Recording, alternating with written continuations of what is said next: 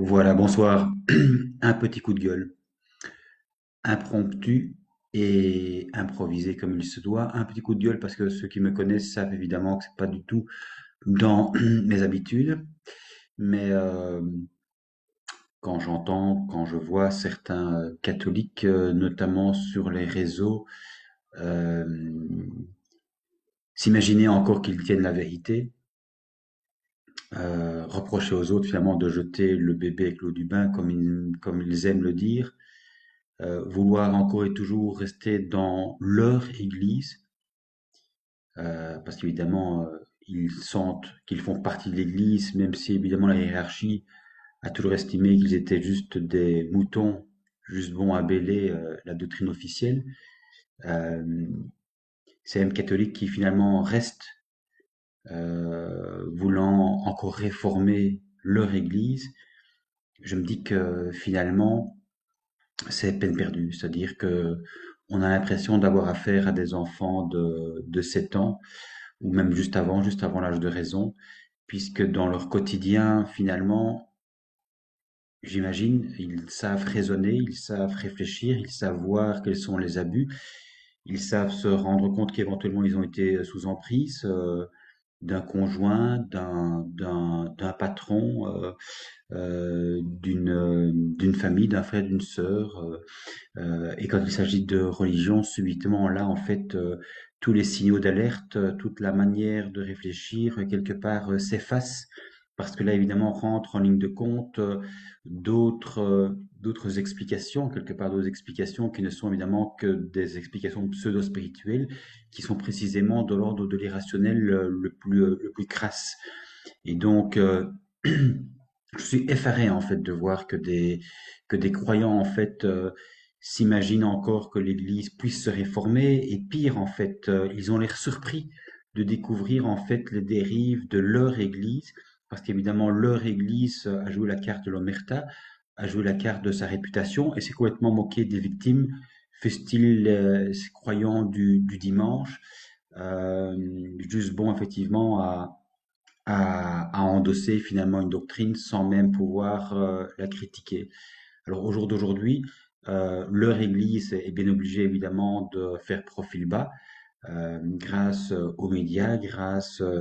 à la société civile, jamais évidemment grâce à la hiérarchie. Euh, et donc moi je suis totalement effaré de me rendre compte que finalement les croyants semblent découvrir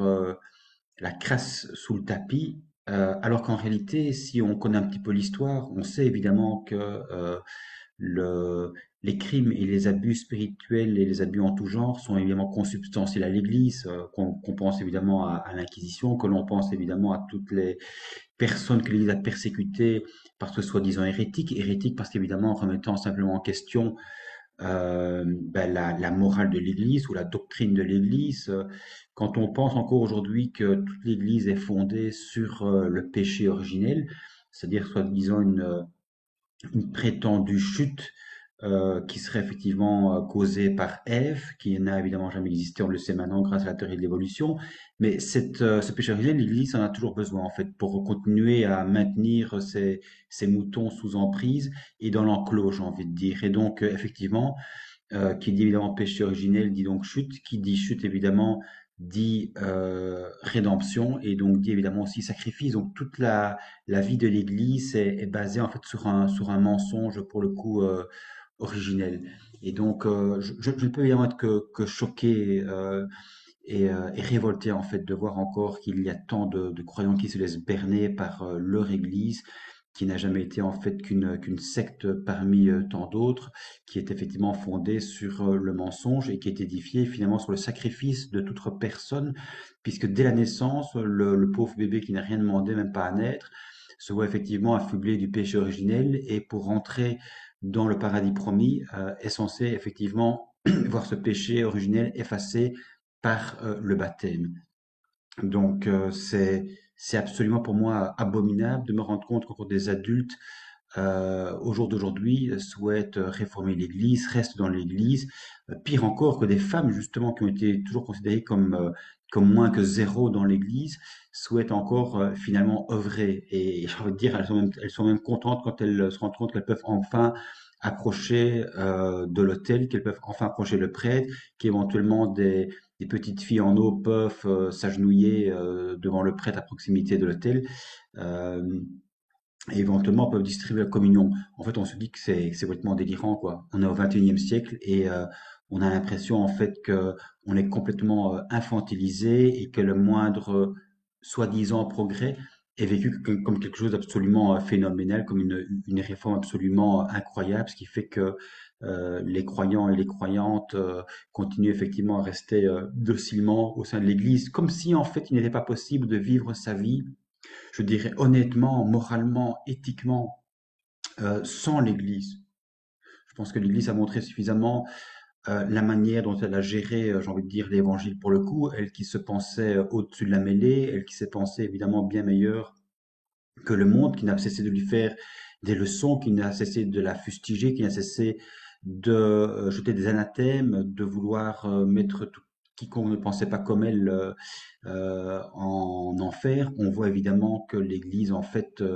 est une perverse, c'est une mère évidemment, je dirais, monstrueuse qui a mangé ses enfants, qui finalement a traité ses serviteurs comme de la merde en fait, pour dire les choses crûment. Donc comment peut-on encore se fier à ce genre d'église au XXIe siècle quand on connaît l'envers du décor, qu'on ne peut pas l'ignorer? Alors, je ne vois qu'une solution, en fait. Et évidemment, les personnes qui sont dans l'Église ne sont pas d'accord, mais pour moi, c'est de la servitude volontaire, c'est de l'emprise, c'est du conditionnement. C'est un biais cognitif qui fait que, envers et contre tout, malgré tout ce que l'on sait, malgré tout ce qu'on ne peut pas ignorer, on remet toujours en question finalement ses propres convictions ad minima. Pourquoi? Parce qu'évidemment, on a baigné dedans et que finalement, quitter ce monde religieux, ce serait évidemment quelque part, voir tout l'édifice s'effriter, tout ce en quoi on a cru, c'est pour le coup évidemment un saut dans le vide, c'est enfin se faire confiance, c'est se prendre en main, c'est renoncer aux croyances, c'est renoncer au paradis promis par l'Église, et c'est se dire enfin je ne sais plus, je ne sais plus, je n'ai jamais su, je l'admets, j'y consens, et donc je vais commencer enfin à apprendre à vivre par moi-même. Alors quand on a vécu évidemment des dizaines d'années dans cette église complètement pourrie, qu'on a 60, 70, 80, 90 ans, il est clair évidemment que cette remise en question, elle est pratiquement plus possible. On a été tellement baigné dans ce milieu depuis des générations parfois avant soi, qu'évidemment, cette remise en question, elle est juste en fait impossible. Mais même si elle est impossible, je pense que pour certains, effectivement, peut-être plus audacieux que d'autres, peut-être plus libres que d'autres, peut-être plus clairvoyants, et peut-être aussi parce que souffrant véritablement dans leur chair de voir ce en quoi ils ont cru, et de voir que ce en quoi ils ont cru en réalité n'était que fadesse, parce que ces gens-là, à un moment donné, quand il y a un tel mal-être intérieur, finissent effectivement acculés par renoncer à croire ce en quoi ils ont toujours cru. Et moi, j'aime beaucoup en fait les hérétiques, j'aime beaucoup les prêtres qui ont cru toute une vie, qui ont prêché la bonne nouvelle et qui à un moment donné en fait ont décidé de quitter cette église parce qu'ils se rendent compte à un moment donné qu'elle est mortifère et qu'en fait ce qu'ils prêchent, ils n'y croient plus. Honnêtement, rationnellement, parce que c'est de ça dont il s'agit, pardon, c'est de parler de manière rationnelle évidemment, pas de manière enfantine. Croire évidemment qu'il y a un Dieu transcendant, extérieur au monde, qui regarderait le moindre de nos faits et gestes, nos pensées, qui verrait ce que nous faisons ou ne faisons pas, je dirais, sous la couette. C'est complètement aberrant, évidemment, au XXIe siècle, de penser encore de la sorte. Un Dieu qui diviserait les êtres humains en fonction du bien ou du mal, comme si le bien ou le mal, d'ailleurs, pouvait se définir de manière absolue. Et qui va définir le bien ou le mal? Ce n'est pas évidemment Dieu, ce sont les représentants de Dieu, c'est-à-dire évidemment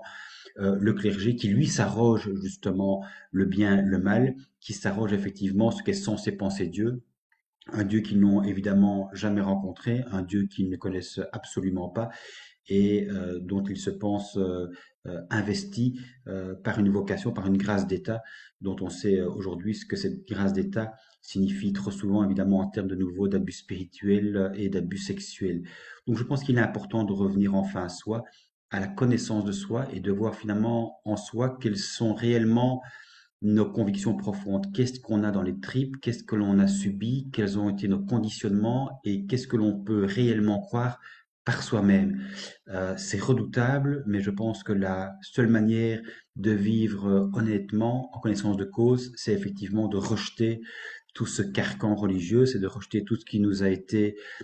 donné par devers soi, sans même évidemment qu'on ait encore l'occasion, quand on est enfant, de faire la part des choses. On prend tout évidemment quand on est gosse. On fait confiance aux parents, on fait confiance au clerc. Et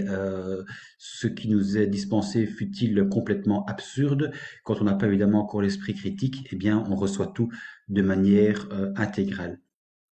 Et donc, j'invite évidemment ceux qui me suivent, ceux qui savent en fait quel a été mon propre parcours, qui est loin d'être un parcours facile, ni un parcours où il suffit simplement de tout rejeter par plaisir, par conviction nouvelle, mais ceux qui savent effectivement que c'était un long cheminement intérieur et véritablement une vraie et longue souffrance, savent évidemment que finalement la religion, c'est une sorte de vêtement extérieur et que la spiritualité, c'est vraiment totalement différent. La spiritualité, c'est quelque chose qui se vit au-dedans de soi,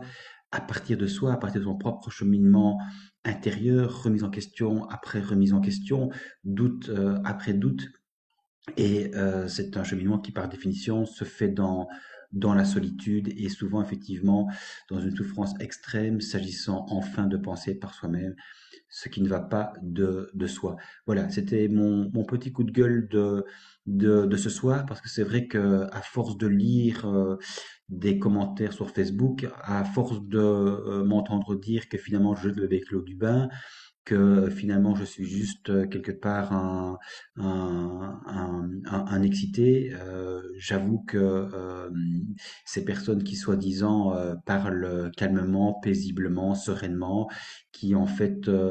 attendent encore de l'Église une réforme, je trouve que ces personnes-là sont totalement irrationnelles et sont même en fait dangereuses parce qu'en réalité, elles continuent en restant dans l'Église, elles continuent effectivement à être complices des abus. Il n'y a pas d'autre mot en fait. Rester dans l'Église, c'est être complice. La seule façon en fait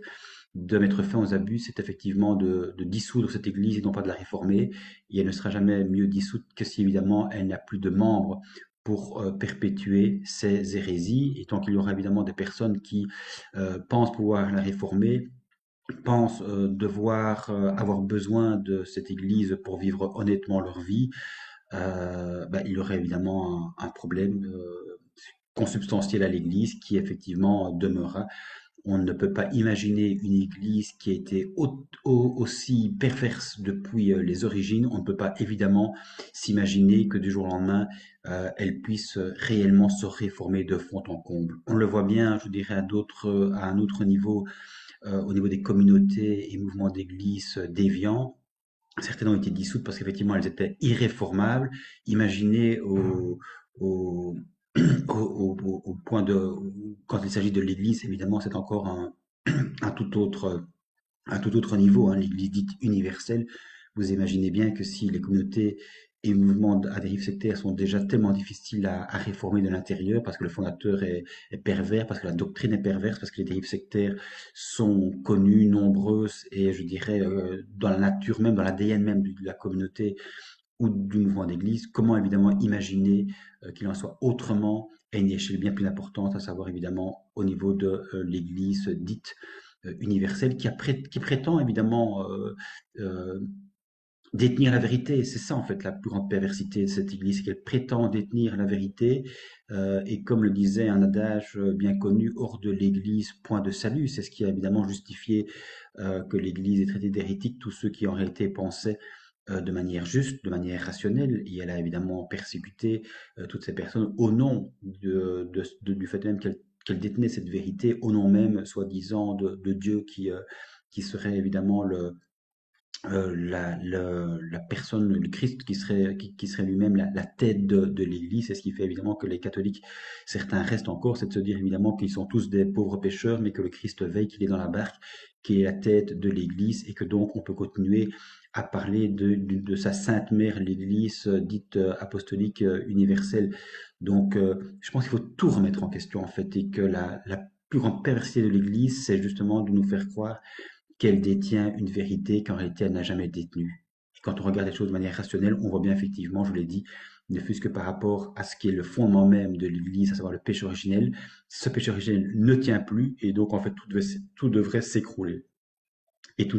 si tout ne s'écroule pas, évidemment, c'est parce que l'Église souhaite faire la vérité, c'est parce qu'elle souhaite évidemment simplement se perpétuer, grâce entre autres évidemment à ses ouailles, et personnellement, en fait, c'est une situation que je trouve absolument intolérable. Et jusqu'à mon dernier souffle, je dirais non, je dirais stop. Et même si effectivement, c'est parfois à coup de gueule, je pense que ces coups de gueule sont salutaires, nécessaires. Et je remercie d'ailleurs au passage tous ceux et toutes celles qui m'ont aidé justement à voir clair et à décroire. Je demande donc, et j'espère pour tous ceux qui m'entendront et qui sont réellement croyants, que eux aussi, petit à petit, ils parviendront à décroire pour enfin reprendre leur vie en main. Merci, à bientôt.